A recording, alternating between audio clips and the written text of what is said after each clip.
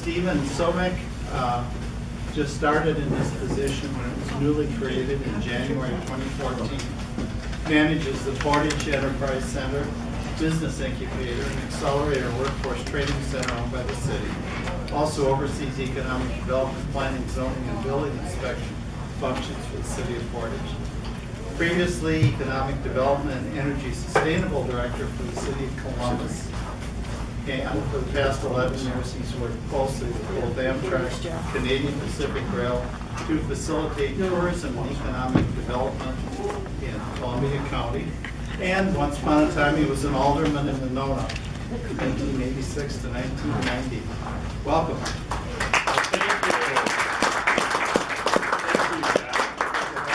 It is a pleasure and an honor to be here today. Welcome to our fine city, Portage, where the North begins. And hopefully by the end of my presentation, you'll understand why we call Portage where the North begins. So I'm going to give you kind of a thumbnail sketch real quickly on the history of Portage. Portage, of course, had a unique rail history because, again, when the rail crossed Wisconsin, it started in Milwaukee, and it stopped in Portage because of a political scandal. Byron Kilbourne, of course, is no stranger to anybody's history understanding of the state. He was one of the key people that founded, he was in fact the founder and the developer of the city of Milwaukee. I actually was born and raised in Milwaukee. And I actually was hooked on rail travel when I was 6 years old. My mother was kind of a theatrical type, and she would have birthday parties that had a theme to them. And when I was 6 years old, the theme of my 6-year-old birthday party was, my whole birthday party was actually held on the Hiawatha going from Milwaukee to Chicago and back. So how many 6-year-olds have a birthday party on the train? And I remember on my first trip to Europe, I went to Spain, took the high-speed rail from Madrid to Seville, and I was really hooked on. And so throughout my career as a lobbyist, and as you know, I was Economic Development Director in Columbus, Wisconsin, which is a real key and historical rail hub, and here to Portage. Those two communities have put a real high premium on historic preservation, and rail travel, commercial, passenger rail, all play a very key role, not only in the history of Wisconsin, but in Columbus and Portage. But getting back to our friend Byron Kilbourne, as you can see, he was a founder of Milwaukee, but he was also a founder of Wisconsin Dells. He was the key catalyst of bringing the Milwaukee to La Crosse rail line across the state in the 1800s. He actually founded Lake Delton, where the water parks are today. He founded Wisconsin Dells. And Wisconsin Dells actually originally, when it was founded, was called Kilbridge City in honor of Byron Kilbourne. In 1930, because of the scandal I'm going to tell you, they changed the name because they didn't want anything associated with Mr. Kilbourne. So what happened was, you probably heard the term rail baron. He was the original rail baron. He actually, through a number of bribes, convinced the governor of Wisconsin at the time, Coles Bashford, as well as the legislature, to fund his rail expedition across Wisconsin. And it all broke in 1857. What's very sad is there was a recession that hit at the same time. So not only did you have this political scandal of bribery that involved the entire state legislature practically on both sides of the aisle and the governor, but he was actually fleecing farmers throughout the 4 or 5 county area around Portage, and you know, forcing them into mortgages they could not afford to help finance this. So it was all state financed until 1857, when the scandal broke and the recession hit, and it only got to Portage. So at that time, and since that time, Portage, of course, has an incredible rail infrastructure. We have a rail line going between Stevens Point and Portage, going north and south, that until 1933 actually had a very vibrant passenger rail system on it. And then, of course, we've got a rail system from Madison up to Portage, which is very vibrant until about the same time. So we had of course, two rail systems coming in from the Milwaukee area. We had the Milwaukee to Portage route. We had the Stevens Point to Portage route. And of course, the Canadian Pacific current line with the two rails that came through Columbus and through Portage and up to Minnesota came through Portage. So we have an incredible amount of rail infrastructure, and that survives today. And that's probably because we have an incredible manufacturing sector in Portage that rely on commercial rail. For example, we have the largest floating glass factory in North America here in Portage because of the rail system. They rely very heavily on that rail line the Canadian Pacific provides them. There are approximately 1 million square feet of warehouse and production facility in our Western Portage glass factory, the Cardinal Glass. They just added another 250,000 this past year. So that's really amazing when you think of that. We have the largest plastics cluster of individual plastics manufacturers, again, because of the rail line. We also have a lot of other things. We have one of the largest potato salad factories in Portage, Dawn's Foods. If you ever go on any of the airlines or even some of the Eastern and Chicago, St. Louis-based trains, they carry Dawn's Foods, which actually makes 250 different SKUs of different salads and potato salads, again made here in Portage. We have one of the largest cheese factories, AMPI, that makes 1 million pounds of cheese a day. And we're attracting other things to Portage as well. We have an organic printing company called Loggerhead Deco that just moved here 2 years ago from Chicago. They searched all over. They picked Portage. We have a new 90,000 square foot box store coming out of Chicago. I don't know if a lot of you have ever shopped in either Ohio, Indiana, or Illinois. There's a new company called Big R. They've been bought out by a company that actually is out of the Twin Cities that has just taken over about 2 or 3 months ago. So they're going to be enlarging this chain called Big R. It's basically like a Fleet Farm or a Menards, and they're going to grow from about 23 stores now to 150. And the first store in Wisconsin is going to be in Portage, so that's going to be really exciting for us. Portage was founded and is the third oldest city. It was founded in the 1600s by fur traders because of the line that came from New Canada. Marquette and Joliet were exploring, came down the Fox River from Green Bay, from the St. Lawrence Seaway, and the Fox River comes to Portage. There's a short portage between the Fox River and the Wisconsin River, and that road today, called Walona Trail, is the oldest trail or the oldest road in North America. It's documented to be 10,000 years old. So again, very historic. We had a fort called Fort Winnebago that is burnt down, one of 3 forts. And of course that led to the building of the Portage Canal. I don't know, a lot of you know that we built a canal, and that is why we're called the gateway to the north, where the north begins. Because again, before rail, people came by boat, and they came by the boatloads. So you could come down from the St. Lawrence Seaway, you could come down from Green Bay. Commercial travel was heavily dependent on that barge system, and so when the canal was built, connected the Fox Valley, the Fox River, to the Wisconsin, which flowed to the Mississippi and down through New Orleans. So it was an extremely important transportation system. When the rail came, that buttressed that, because that enabled commercial farmers and others to transport their goods north and south from the canal to rail, and from rail to the canal back and forth. Unfortunately, with the advent of auto and truck, that all went away, and so the importance and our dependence on both rail and the canal system went away as well.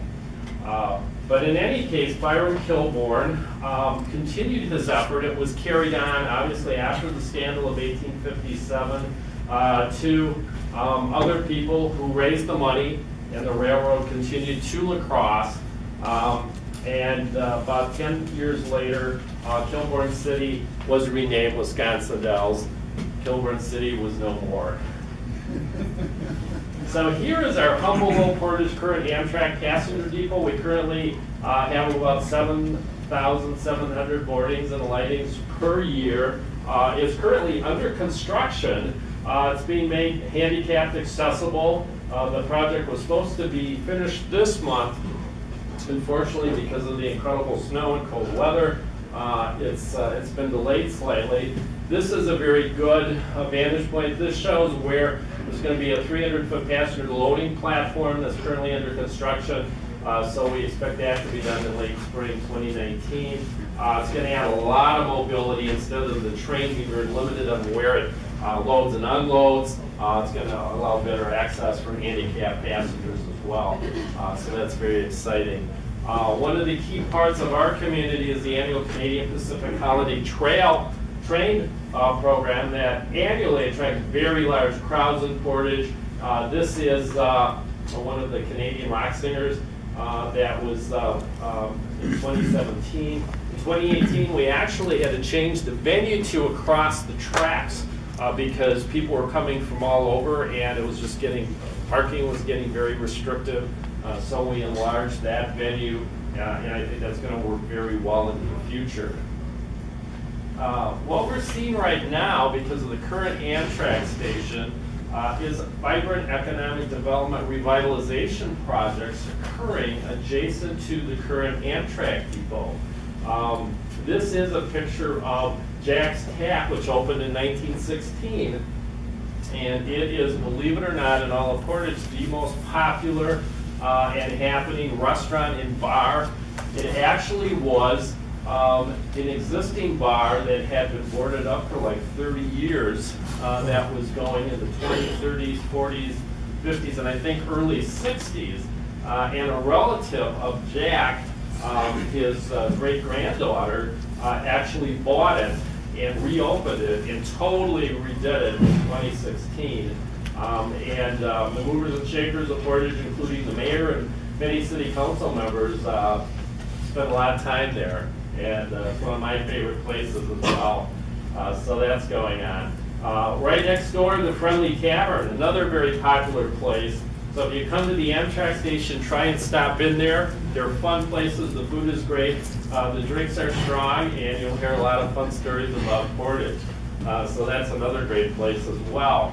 What's great about this revitalization program that's adjacent to the Portage Amtrak station is that it's kind of carrying on the tradition of what happened there in the heyday of passenger rail travel in the 1930s. In the 1930s, everything was roaring before the recession hit, and passenger trail was never stronger in this country, and certainly it came through Portage in every direction, from Stevens Point to Portage, from Milwaukee through Portage, out west, and everywhere in between.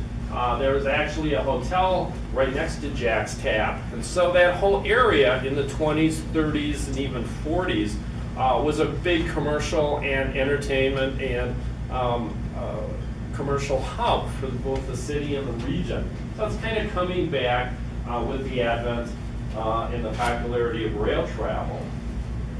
Certainly a second train will give the Wisconsin Empire Builder Line communities like Portage a powerful and enhanced amenity tool to regain and recruit new residents to our rural communities, both young and old alike.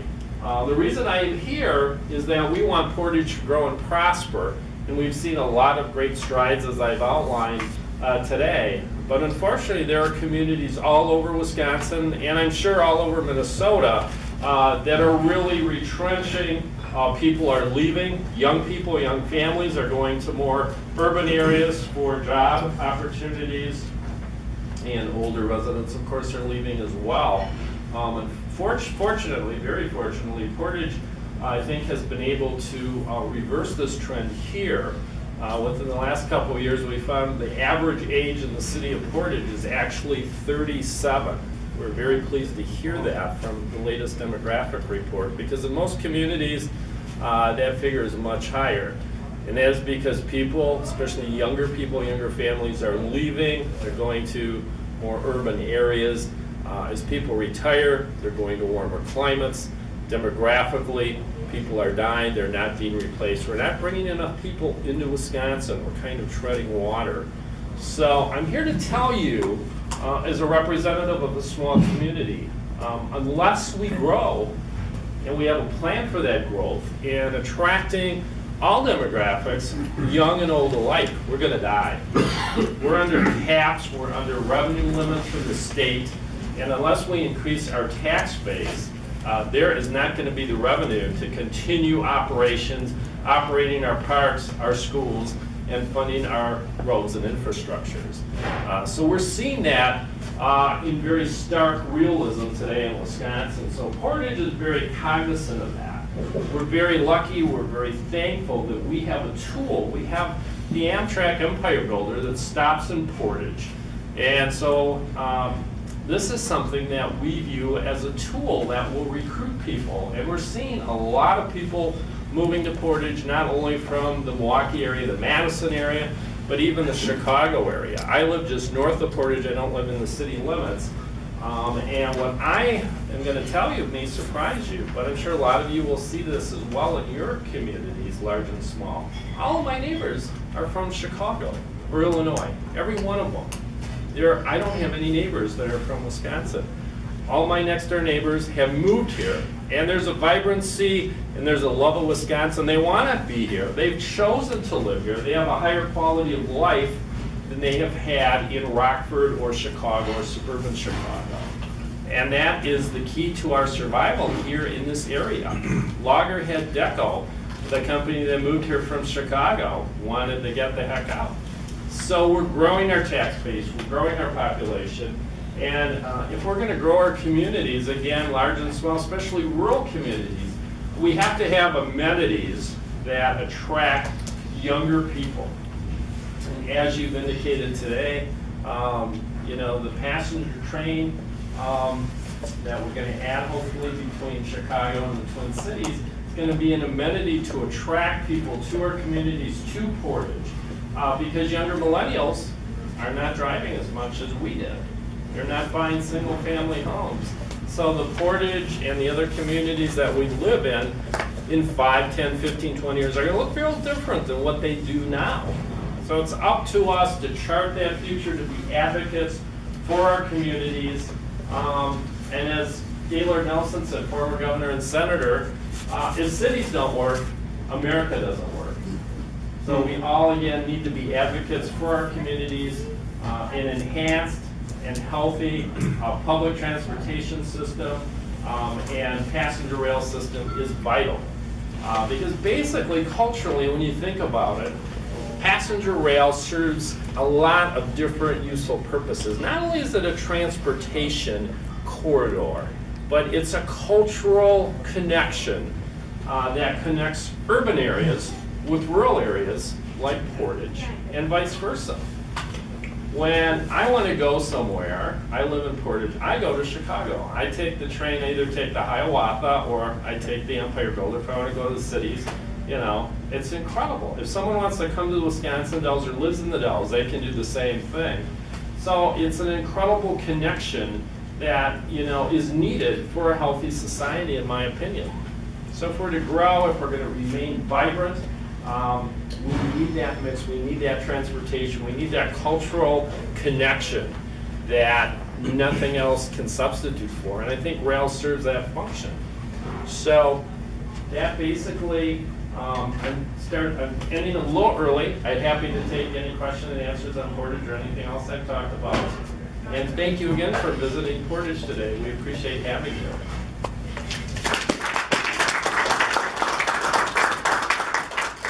Yes. How are your representatives in the legislature? That is an excellent question. Appreciating your enthusiasm. Well, we have an incredible new state representative, Dave Considine. He's a retired educator. He's kind of in the mold of Tony Evers, and he just came on board about 3-4 years ago. And what a refreshing breath of fresh air this gentleman is. He's, again, a retired teacher. They've kind of gerrymandered Portage and Baraboo. Baraboo is kind of our twin city. It's on the other side of the Dells. we tend to be a little bit more liberal. We both tend to be a little bit more progressive. We're Democrat strongholds. So we've been represented by a Democrat in the legislature. Mr. Considine works across the aisle. Again, like what you said, pretty much about what's going on in Minnesota. I think you're seeing a tiny microcosm, not quite to what you're seeing in Minnesota, of suburban and more rural legislators from both parties trying to work across the aisle. I think you're going to see more of that with Governor Evers in office. So I couldn't be more pleased with our state representative. We have a senator that represents us as well. Again, because we're gerrymandered, our state senator that represents Portage actually lives in Middleton, which is 50 miles away. So this Senate district travels from Little Portage down through the Wisconsin River, all the way to Madison, around Madison, to the far western suburbs of Madison. So that's and he does a very good job. Both are strong advocates for the rail. We did invite Representative Considine, but he's had another conflict. So we're lucky, in my opinion, that Portage has two very vibrant and very articulate and I think progressive legislative voices that are very pro-train, very pro-passenger rail. I wanted to add two quick things to support what you said. The first one, about 3 years ago, I was talking to a couple of elected officials and administrators in the city of Cambridge, which is on the NLX route. And I said to them, and I was pretty naive, and I said, well, why on earth would you ever support a train? You know, I was pretty blunt, because I couldn't see why. I mean, you're really close to the Twin Cities. And their answer was, and they were really direct with me, we need to keep our people. Exactly. What does that mean? What does that mean? We can't keep teachers, lawyers, anybody with any skill, we can't keep them. If we get a train, they can go to the cities and go to a show and come back. Exactly. They'll come back. And then the second thing I was going to share, tie in with what you're saying, that was an eye-opener for me, because I thought, well, the trains are great to get around, but I never thought of that. The second thing is, I think I maybe mentioned this to you already, but in May of 2017, I met with most of the people from La Crosse all the way up to East Grand Forks, mayors, tourism directors, city managers, I don't know if I said chamber presidents, you know, the key people. And they were all in favor of the second train. But the thing that shocked me was, in the political climate, the one party was saying, well, there's the rural people and then there's the urban people. But these people were all rural. I did not meet with anybody in the Twin Cities. And they're 100% behind the second train, 100%, and they were 100% disconnected from their state reps and senators. In fact, in one of them, I'll just say it, it's in the city of Winona. I sat with all those people at a table, the mayor, the city manager, tourism director, etc. And I sat down, I was scared to death because they looked mad. They were really mad. I thought, oh God, because they knew why I was there. And it turned out they were mad because their state rep and senator were not listening to them. Not on the second train, but to different issues. So I'm thinking optimistically that's starting to change, at least in my state. I can't speak to Wisconsin. Yeah. So I think you're right on those issues. You hit the nail on the head. You know, and I think I hate to put all of the onus and all the credit at the same time to Governor Evers, but Wisconsin has been a one-party state for about 10 years. The one party controlled the assembly, one party controlled the Senate, one party controlled the governor's office. Yeah. And there just was no room for dissent. And that's why our transportation funding has just been frozen in time and has gone backwards because, again, and even, you know, the one party did not agree, as you pointed out. And so that has kind of changed. And I think Governor Evers, even though he's a Democrat, he's given the Republicans permission now to think outside the box of transportation funding and go back to kind of a zero-based budgeting thinking to try and, you know, cover our expenses that we need to maintain our transportation infrastructure, be it rail, you know. So I think that is occurring because of that. We even had one party is now allowing consideration of a cell phone law, a common sense law to me. One party would not hold hearings on it, and it looks like it might even pass. A handheld, you can't hold cell phones and talk on the phone, sure. Which is I mean, it wouldn't even get out of committee before, so they're actually having a dialogue. I didn't even go into all the other nuances, but it's just kind of amazing the difference a year can make. There you go. And I'm hoping the same for you. Yeah. Younger people staying in Portage and moving to Portage, and that is demonstrated by the growth in the demographic age groups of, I'd say, 30 to 39. There was an article in our paper about a young family in their 30s that were actually living in Alaska, and they did research, and they moved here to Portage because they saw all of the growth in our plastics manufacturing sector, and you could walk in the door at Trianda or Penda and earn $20-some an hour for starters, and have a much lower housing cost here in Portage than they had not only in Alaska, but certainly in the Madison region. So what are we doing to keep them here, and what are they looking for? So they're looking for amenities, they're looking for recreational amenities. We have more parks and more trails. We actually have a couple lakes within the city limits. We have 2 rivers. We have fishing, hunting, snowmobiling, and we have a lot of outdoor, all-season recreation activities right at our back door, all over the place here. We have a lot of job opportunities. We have trails, and probably more importantly to young people, we have really vibrant and enlarged arts district and art scene. We have a Portage Center for the Arts, so we have a lot of performing arts venues here. And I know a lot of my friends from Madison, Milwaukee said, "Are you crazy moving to Portage?" And I said, "I can get to Milwaukee very quickly, 30 minutes to Madison." So I said, "I love it here. It's a safe, vibrant, friendly, diverse community that's got, just about everything you need. And if you want nightlife or more enhanced art scene, I'm 30 miles from Madison." And they said, "Enough said." So I think that pretty much says it all. But again, if young people who, particularly those that don't have cars, can hop on a train and they can go to the cities or out west, or they can go to Chicago or Milwaukee, that's huge. That's a huge amenity. And so again, we need to grab on that as rural communities like Portage and convince our legislators to help make it happen.